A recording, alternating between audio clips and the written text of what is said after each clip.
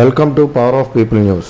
అల్లూరు జిల్లా Rajavommangi sub unit Jaddangi ప్రాథమిక ఆరోగ్య కేంద్రం పరిధిలో గల 9 గ్రామాలలో శుక్రవారం మలేరియా నివారణ దినోత్సవం సందర్భంగా పూదేడు, ఓకుర్తి, పిఆర్పాడు, గర్రంగి, దుర్గానగర్, మారేడుబాక, రత్నాలపేట, జి శరభవరం, బొర్నగూడెం, మర్రిపాలెం గ్రామాలలో దోమల నివారణకు మలేరియా లాంటి రోగాల బారిన ప్రజలు పడకుండా దోమల మందు పిచికారీ పూర్తి అయిందని, ఈ రోజు నుండి లాగరాయి పిహెచ్సి పరిధిలో దోనెలపాలెం గ్రామంలో ACM-5 అనే దోమల మందు నివారణ పిచికారీ చేయటం జరుగుతుందని, మిగతా గ్రామాలైన బోనంగిపాలెం, గడువోకుర్తి, చీడిపాలెం, అనంతగిరి, కిండ్రకాలనీ, ముల్లిమెట్ల, లాగరాయి ఈ 9 గ్రామాల్లో దోమల మందు పిచికారీ కార్యక్రమం జరుగుతుందని, ఈరోజు లాగరాయి ప్రాథమిక ఆరోగ్య కేంద్రం వైద్య అధికారి అయిన నాగార్జున ఆధ్వర్యంలో దోనెలపాలెం గ్రామంలో ప్రపంచ మలేరియా దినోత్సవం సందర్భంగా అవగాహన సదస్సు ర్యాలీ నిర్వహించడం జరిగింది.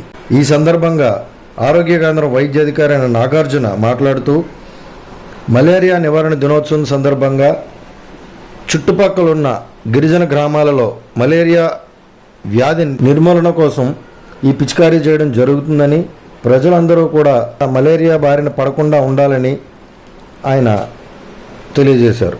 Power of People News, Alluri జిల్లా, రిపోర్టర్ సౌరభ్ శివాజీ. తాగటం వల్ల వస్తుందని అనుకుంటున్నారు. వాటర్ వల్ల కాదండి, దోమ కాటు వల్ల. దోమ కుట్టినప్పుడు చలి జ్వరం 2 రోజుల నుండి ఒక రోజు గ్యాప్ ఇచ్చి 3వ రోజు నుంచి మళ్ళీ జ్వరం రావటం, జ్వరం టాబ్లెట్ వేసుకున్న తగ్గకపోవటం, తలనొప్పి, నీరసం, ఒళ్ళు నొప్పులు ఉన్నప్పుడు మలేరియా టెస్ట్ అనేది చేయించుకోవాలి. ఆ తర్వాత పిహెచ్సి దగ్గరికి కానీ లేదా సబ్ సెంటర్కి కానీ, అది ఈ విలేజ్లో అయితే కనుక సబ్ సెంటర్ లెవెల్లో ట్రీట్మెంట్ కూడా జరుగుతుంది. ఇక్కడ CHO ఉంటారు, మీకు MLHP మీకు తెలిసే ఉంటుంది.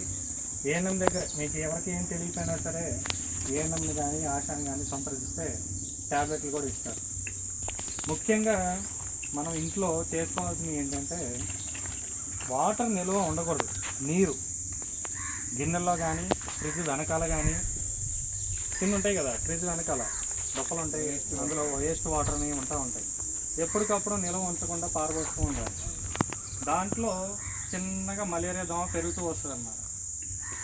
అందుకని అదంతా నివారించడానికి మన IRS టీమ్ అన్నమాట ఇంటికి వచ్చి స్ప్రేయింగ్ చేయడం కానీ, గోడల మీదే కొడతారు, గిన్నెల మీద పడతాయని చెప్పేసి కొట్టించుకోకుండా అలా చేస్తున్నారు కొంతమంది. దాని గురించి ఏం ఆలోచించక్కర్లేదు. దాని గురించి ముందుగానే గవర్నమెంట్ చర్యలు తీసుకొని మీకు ఇలా చేయండి అని చెప్పి చెప్పడం జరుగుతుంది మాకు. అలాగే దానికి తగ్గట్టుగా SCO గారు కూడా నియమించడం జరిగింది. దాని గురించి ఎలా ఏంటి అన్నది క్లియర్గా వాళ్ళ కొట్టే వాళ్ళకు ఉంటారు కదా, స్ప్రే కొట్టే వాళ్ళు ఉన్నారు కదా ఒకసారి కదా. సో వాళ్ళకి ఆల్రెడీ తగు జాగ్రత్తలు అనేది చెప్పడం జరిగింది. గోడలకే కొడతారు, ఒకవేళ ఏమైనా గిన్నెల మీద పడినా కానీ దానివల్ల ప్రమాదం ఏంటంటే,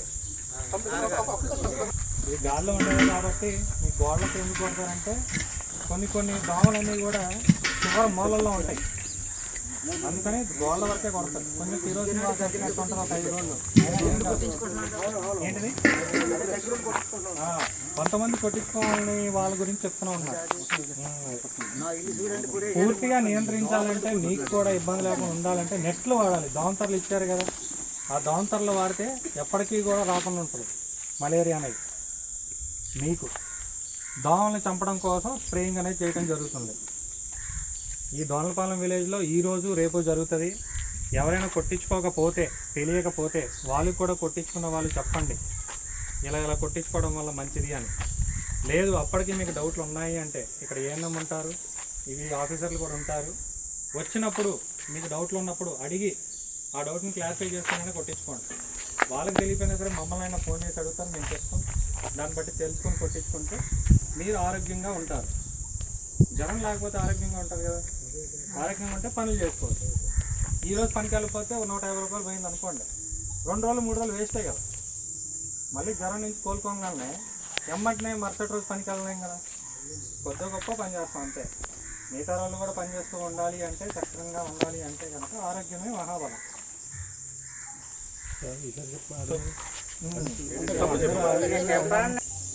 అదే విషయం అనేది అందరికి కూడా చెప్పండి. ఏదైనా మన ఊరు కాడ సమస్య ఏమంటే చెప్పండి. కోరుకుంటూ సెలవు తీసుకుంటాం.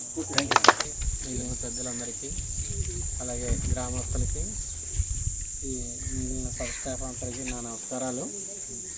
మనం ఈ ఏరియాలో పుట్టి పెరిగి అన్నీ చేసిన వాళ్ళు మనం మాకు ఒక 10 సంవత్సరాలు 12 సంవత్సరాల వయసులో మలేరియా లేనటువంటి వ్యక్తి లేడు, మలేరియా జ్వరం లేనటువంటి వ్యక్తి లేడు. అప్పుడు మనకు జీడి తోటలు అవి ఉండేవి కాదు, అందరూ ఎదురు నొరికి వెళ్ళేవారు, అక్కడి నుంచి తెచ్చేవారు.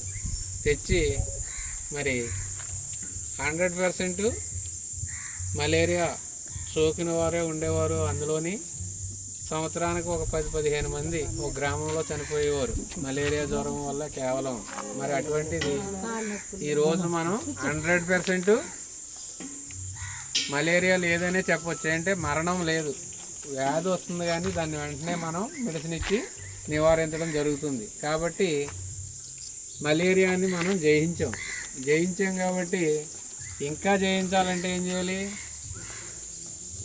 మన ఇంట్లో స్ప్రేయింగే ముఖ్యం. దీని అంతటి కారణం ఏంటంటే స్ప్రేయింగే.